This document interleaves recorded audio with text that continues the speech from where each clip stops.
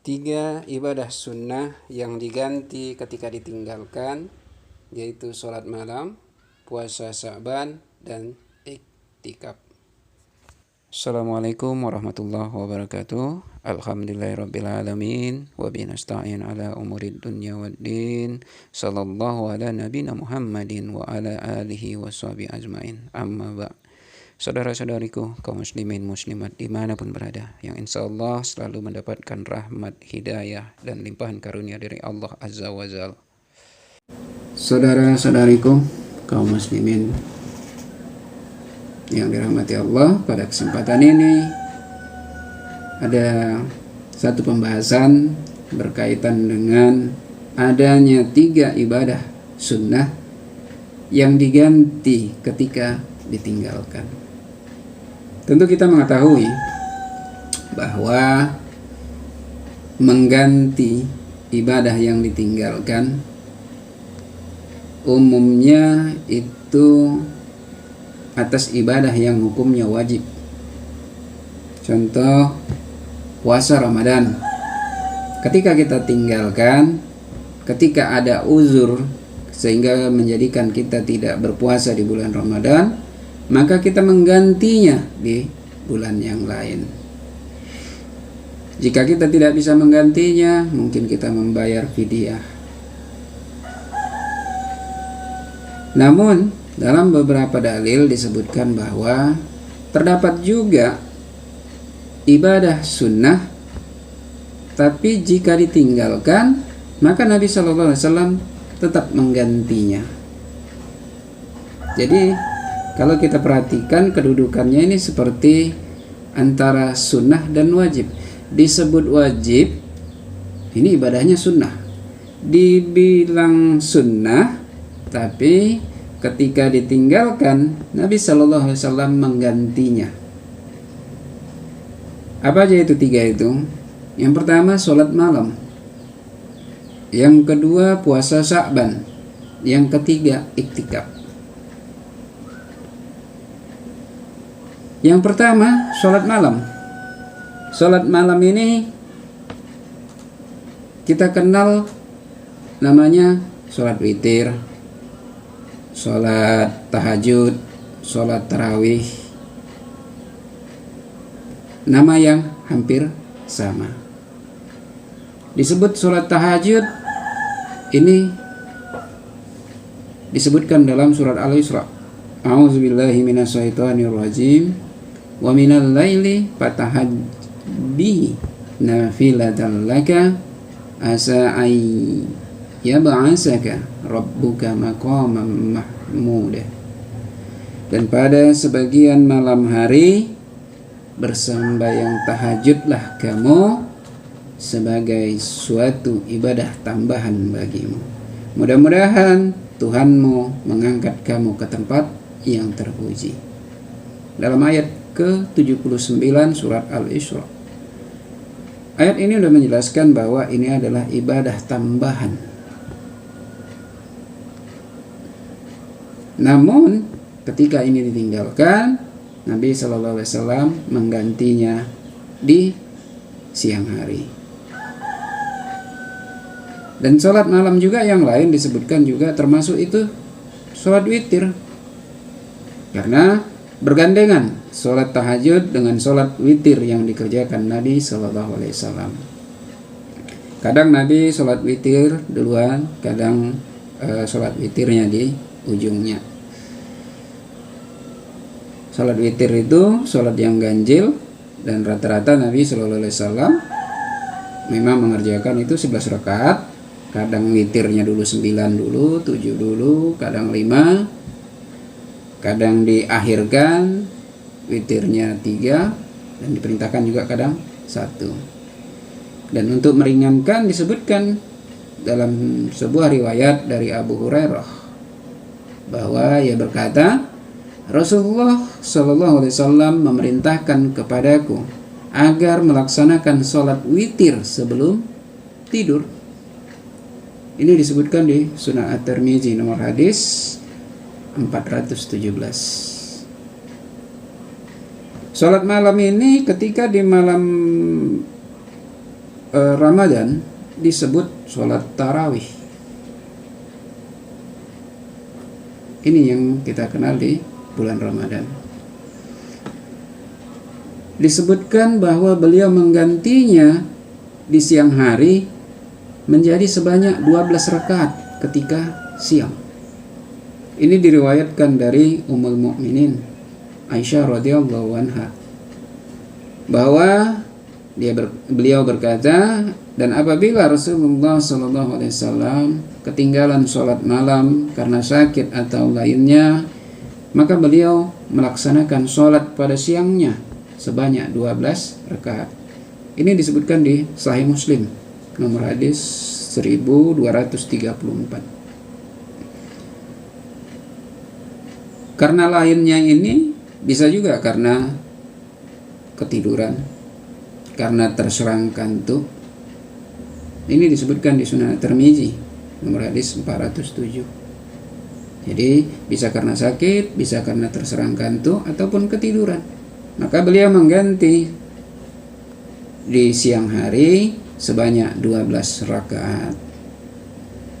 Dan sholat 12 rakaat di siang hari ini yang ditafsirkan bahwa itu adalah 12 rakaat sholat duha, dan memang mempunyai keutamaan tersendiri. Disebutkan dalam riwayat hadis dari Ummu Habibah bintu Abu Sufyan, mana ia berkata, aku mendengar Rasulullah SAW bersabda, barang siapa mengerjakan 12 rakaat pada siang dan malamnya selain salat wajib, Allah membangunkan baginya sebuah rumah di surga. Ini disebutkan dalam riwayat hadis Sunan An-Nasai nomor hadis 1773. Baru yang kedua, puasa Sa'ban. Bahwa puasa Sa'ban disebutkan dari riwayat hadis Sahih Muslim nomor hadis 1975, disebutkan bahwa Nabi Shallallahu Alaihi Wasallam bertanya kepada seorang laki-laki, wahai fulan, apakah kamu berpuasa di akhir bulan ini, katakan Sa'ban? Lalu laki-laki itu menjawab, tidak. Lalu beliau bersabda, jika kamu telah usai menunaikan puasa Ramadan, maka berpuasalah 2 hari. Ini artinya apa?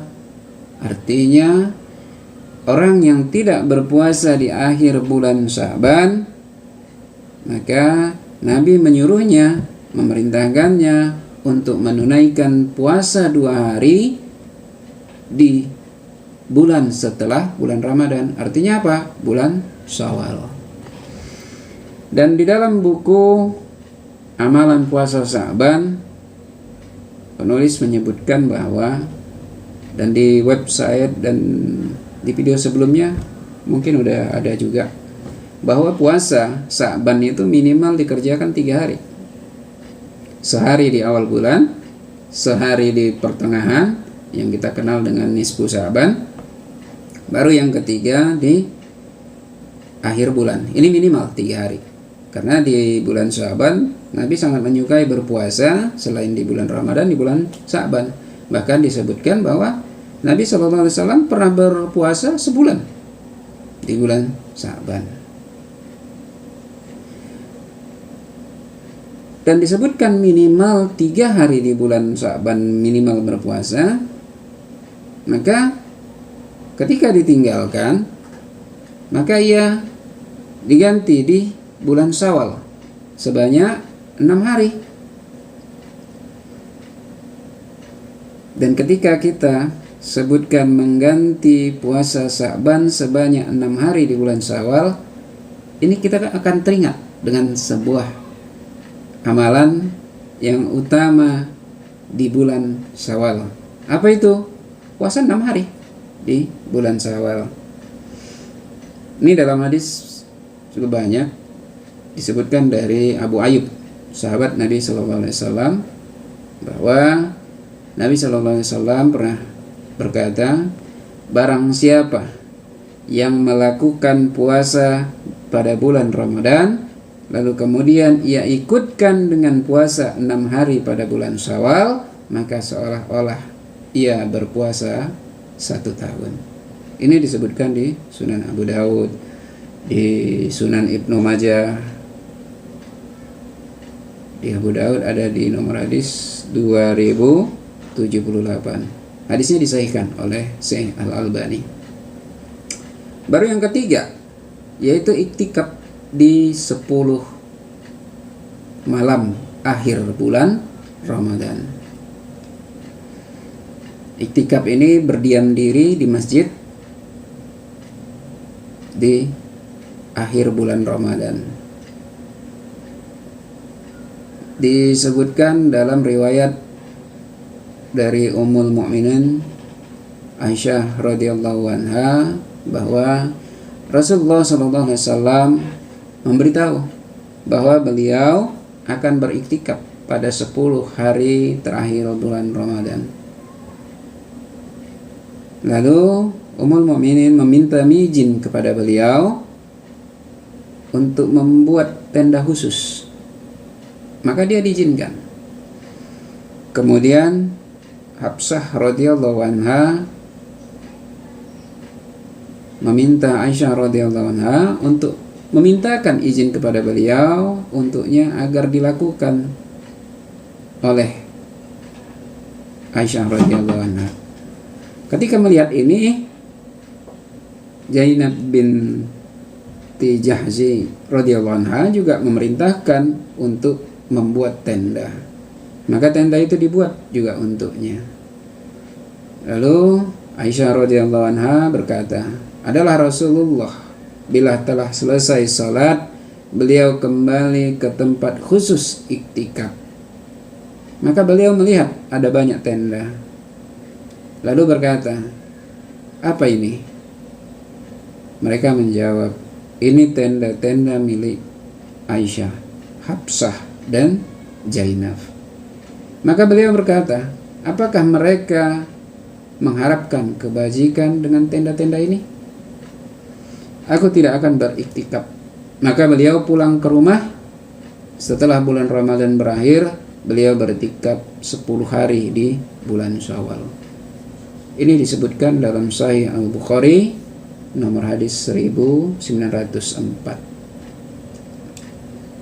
Dalam hadis yang lain disebutkan bahwa Nabi SAW pernah mengganti iktikaf di 10 hari awal bulan Syawal. Ini disebutkan dalam Sahih Muslim nomor hadis 2007. Jadi beliau itu beriktikaf pada 10 hari pertama di bulan Syawal. Artinya setelah hari raya Idul Fitri, beliau beriktikaf, mengganti iktikaf yang ditinggalkan di bulan Ramadan. Dan dalam hadis yang lain di Sahih Al-Bukhari nomor hadis 1900 bahwa beliau juga mengganti iktikaf beliau, yaitu pada akhir bulan Syawal.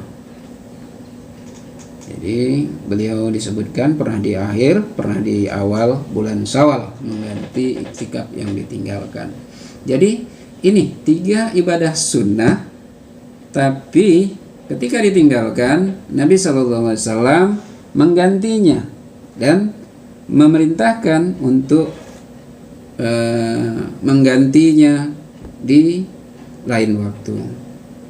Sholat malam ketika ditinggalkan, beliau menggantinya di waktu siang sebanyak 12 rakaat. Puasa Sya'ban minimal 3 hari, beliau memerintahkan agar diganti di bulan Syawal menjadi 6 hari di bulan Syawal. Begitu juga untuk iktikaf ketika beliau meninggalkannya di bulan akhir bulan Ramadan, beliau menggantinya di bulan Syawal. Bisa di akhir, bisa di awal bulan Syawal. Ibadah-ibadah ini mengingatkan kepada kita bahwa ada keutamaan dalam ibadah-ibadah ini, sehingga beliau menggantinya sekalipun ini ibadah sunnah. Memang tidak menjadi wajib karena ada kelonggaran-kelonggaran yang diberikan. Mungkin ini mudah-mudahan bermanfaat bagi kita semua. Semoga berkah atas kita semua. Terima kasih. Untuk download buku bisa langsung melalui website Hikmah 313, dan untuk saran, kritik maupun pertanyaan dapat melalui kolom komentar. Dan untuk dapat mengikuti video-video selanjutnya, silakan untuk subscribe dan hidupkan notifikasi loncengnya. Billahi taufiq wal hidayah. Assalamualaikum warahmatullahi wabarakatuh.